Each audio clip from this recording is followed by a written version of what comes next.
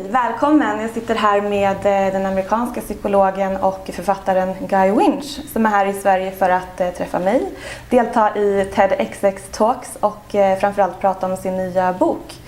Och det handlar om ett väldigt aktuellt och viktigt ämne, emotional first aid, hur vi kan ta hand om våra känslor, vårt inre på bästa sätt.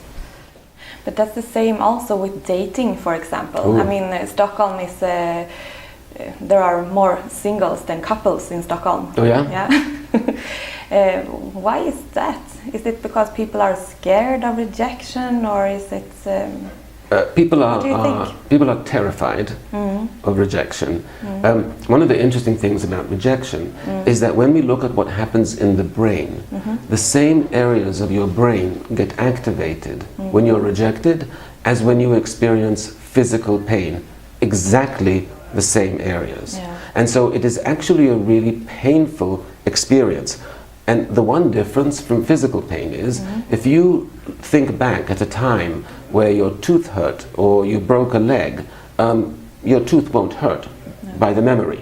If you think back on a time that somebody broke your heart, you'll start to feel bad in that moment. It's not only that the pain is the same, it lasts much longer and it can be reactivated very, very quickly. So dating, is a dangerous sport because you run the risk of getting hurt all the time. Unfortunately, there's no way around that risk. You won't meet someone unless you take that risk. Because life is boring without it. Life is boring without it, but also in general, if you want things in life, you have to risk not getting them, failing, getting rejected. And again, right now it's scarier for most people because they don't have any tools to apply when they do get rejected. But how can we date in a positive way, in a healthy way, without damaging ourselves? How can we play this game in a good way? So one of the things I suggest, in the book is there are certain things you can do to boost your self-esteem. You can use that if you get rejected. You can also use it before the date to make you be more yourself. Because if you're going to go on the date and spend the entire time sitting there and thinking, what do they think about me? Do they like me? Do they want to see me again? Do they think I'm attractive? First of all, you're not very present. You're not really going to be yourself because you're just going to be a ball of anxiety and worry.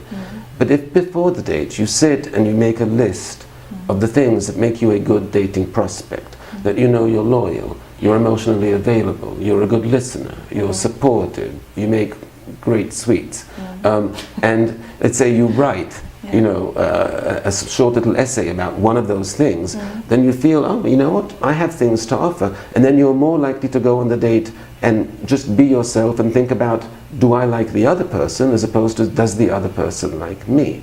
So again, there are tools you can use to make a scary, difficult situation a little less scary and difficult. And how do we treat ourselves if we are getting rejected, if the date, our life, don't call back and don't want to see us again? How do we treat ourselves? The date of our life. Well, if it's one date, it really couldn't be that. But part of the problem is that our tendency with psychological wounds is we get an injury and then we make it worse. So most people, after they get rejected, one of the first things they do, they start thinking of all their faults and shortcomings. Well, I'm not tall enough, I'm not rich enough, I'm not attractive enough, I'm not smart enough, I didn't have something to say there, I have this spot over here which probably they looked at and they didn't like. In other words, your self-esteem is already hurting, and then you go and make it worse by thinking of everything that's not okay about you. Now, that's a real problem because you're literally making the psychological injury worse. And so we need to be able to build ourselves up after we feel rejected. We need to be able to, and not artificially, not say I'm the best person in the world, because you don't feel like it and you're probably not the best person in the world. You have to believe it yourself. You then say the things that you know are true. Say that you really are good at this and this and this, that you really are a loyal person, that you are a great listener. I get great back rubs, I great cook, I can organize outings, I'm always up for something spontaneous. Think of all the things you do have to offer to build yourself up, which are true, not the artificial things like the parents again say to the children, oh, but you're beautiful, honey. Which child doesn't hear you're beautiful, honey, whether they are or not? And the children who are not and everyone else in their environment is telling them they're not, it doesn't help that the parents are telling them you're beautiful, because they think not so much. But if the parents are telling them, what do you think you're great at? And they're reinforcing that, that has much more weight and resonance. It has to be true and It has to be authentic. true, or feel true. Yeah. Thank you. Thank you very, very much.